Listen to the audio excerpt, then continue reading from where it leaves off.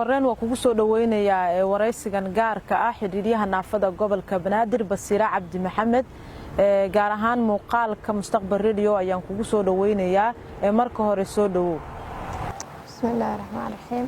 waan ku dhawahay waana maxaa la yiraahdaa kaaga mahadcelinayaa barnaamijkan aad u quruxda badan aad ka sameysaan mar walba bulshada waana ku dhawahay Nasreen Maxamed Ibraahim.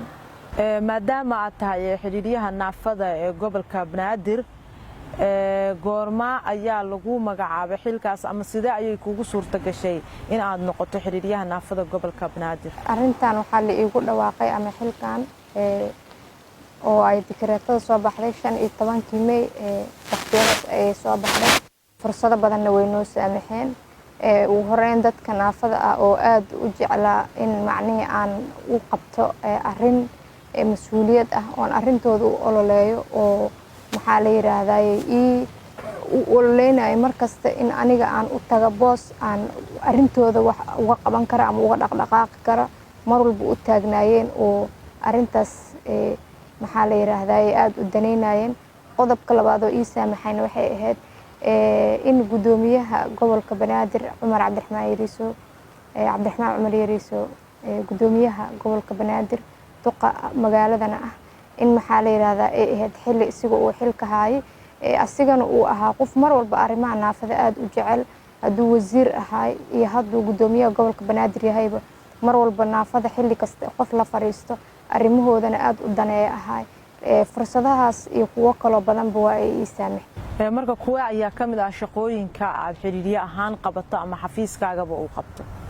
xafiiskeena horta sidiisaba waa uu iska cusub yahay oo muddada jiraba 3 bilood haday u badatay gaarsiisan tahay laakiin waxyaabaha noo qorsheysan inaan qabano way fara badan yihiin waxa kamid ah in maxaa la yiraahdaa dadkii naafada ahaayo kala oo magaalada daafaheeda iyo gudaheeda ku kala baasan aan loo sameynin tirakoob hore aan loogu sameynin in maxaa la yiraahdaa aan waxyaabahan qaban doono ay kamid tahay oo xafiiskeena uu qaban doono in lagu sameeyo tirakoob maxaa la yiraahdaa lala socdo arrimahooda la ururiyo degmo walba ay xafiis ku yeeshtaan arrimo fara badan nooga qorsheysan.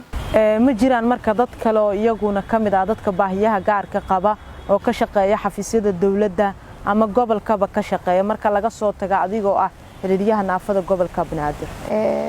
ma jiraan lama dhihi karo laakiin waa dad aad u kooban oo fara ku tiris ah oo xataa aan la gaareynin maxaa la yiraahdaa 8 ruux xitaa aan gaareynin waa oo dad aad u kooban min madaxtooyo ilaa gobol ilaa degmada la isku daro aad ay u kooban yihiin cadadkooda. marka waxaan rajeynaynaa waxyaabaha aan qaban doona inay kamid noqon doonto inaan u ololeyna inay kamid noqdaan baarlamaanka maxaa la yiraahdaa meel walba hadii aan la idmo in maxaa la yiraahdaa arrimaha naafada ay ka soo muuqato hadii aan la idmo.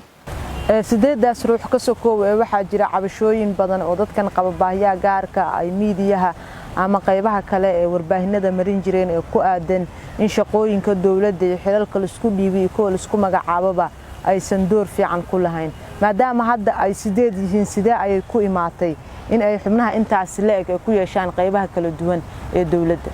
waxyaabo badan ay ku yeeshteen waxa kamid ah in maxaa la yiraahdaa dadku bini'aadanka ma wada sinna dadka qaar ah xilgarad dadka mas'uuliyiinta dad badan waxa ku jira xilgarad wax kas jecel inay naafada hormarto arrimahooda meel dheer ay gaaraan olole ay u sameeyeen waa ay jirtaa maxaa la yiraahdaa waxa jira galaangal badan oo naafada ay sameeyeen iyo dadaal badan inay mar walba xuquuqdooda u taagnaadaan oo ka qayliyaan oo ka dhiidhiyaan waxyaabaha jiro in aysan qayb ka ahayn darteed waxyaabahaas oo dhan ayaa saaciday 8daasna hadda waa uun qiyaas laakiin tira rasmi ah oo hadda aan intaas aan dhahayn ma jirto laakiin waxa waaye ugu badnaan markaan leenahay waa 8daas inta aan hadda ognahay. marka adigu ka Basiira ahaan sidee ayay ku dhiirigelinaysaa maadaama aad tahay gabar dhalinyaro ah haddana markii ugu horeysay ay ku noqonayso inaad tahay xidhiidhyaha naafada ee gobolka Banaadir? aad iyo aad ay dhiirigelinaysaa because waxa waaye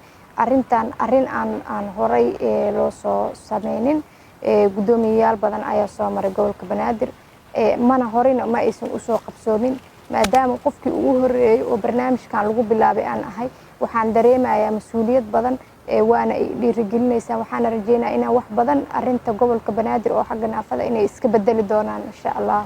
marka ma jiraan asxaabti kaleeto iyagu baahiyaha gaarka qabay xiriiro ay kula soo sameeyeen iyo howlo bilow u ah shaqada xafiiskaaga uu qabanayo oo aad bilowday? dadka macnaheedu baahiyada gaarka qaba iyo asxaabta aan wada shaqayn jirnay waa dad aan isku xirannahay, aan ku imaaday meesha dadaalkooda iyo maxaa la yiraahdaa si in ay iyaga ku faraxsan yihiin oo maxaa la yiraahdaa ay juhdi walba ku bixinayeen in meel uun aan mar u soo fariista.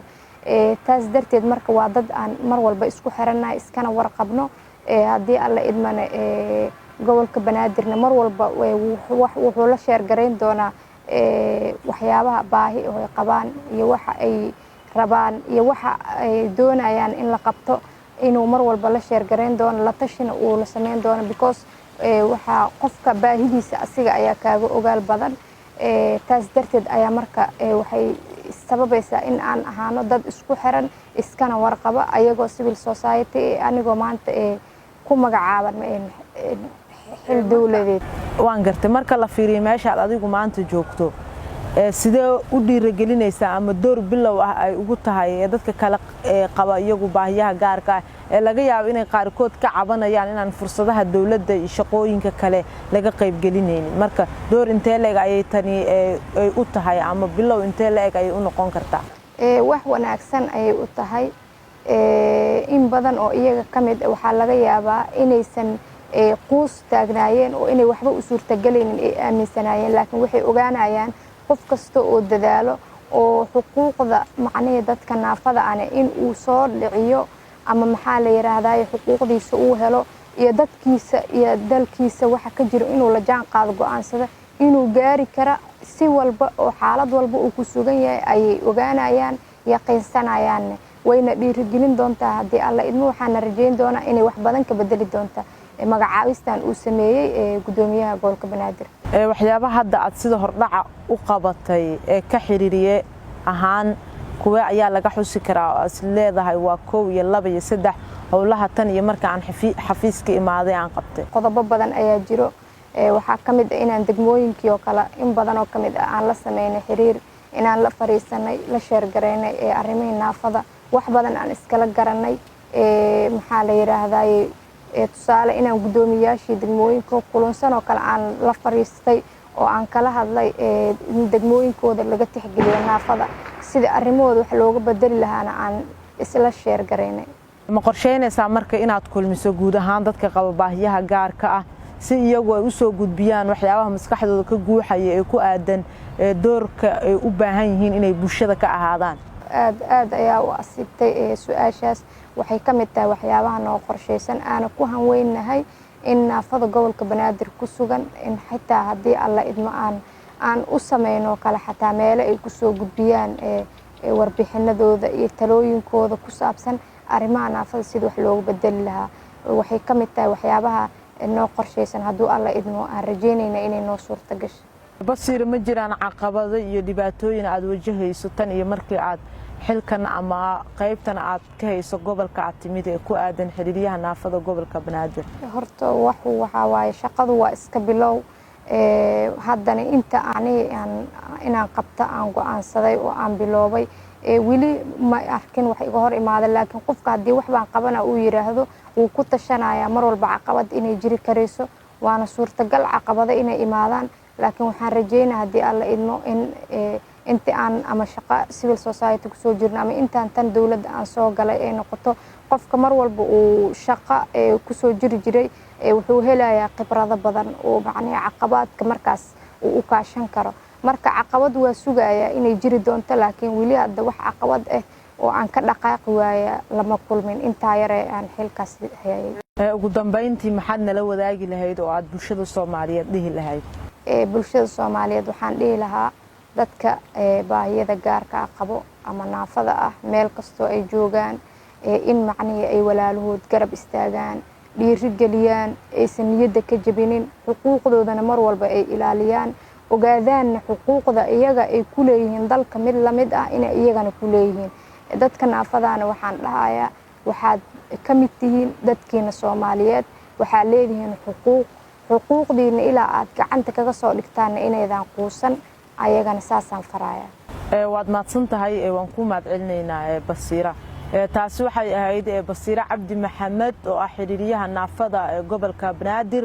waxay ka mid tahay dadka qaba baahiyaha gaarka ah gaar ahaan kuwooda u ololeeya inta kale aan iyagu codkooda soo gaari karin bulshada. mustaqbal qaybta muuqaalada raadiyaha ay u waramaysay waan kaaga mahadcelinayaa Basiiro waraysigaaga. waad mahadsan tahay ayaan ku leeyahay.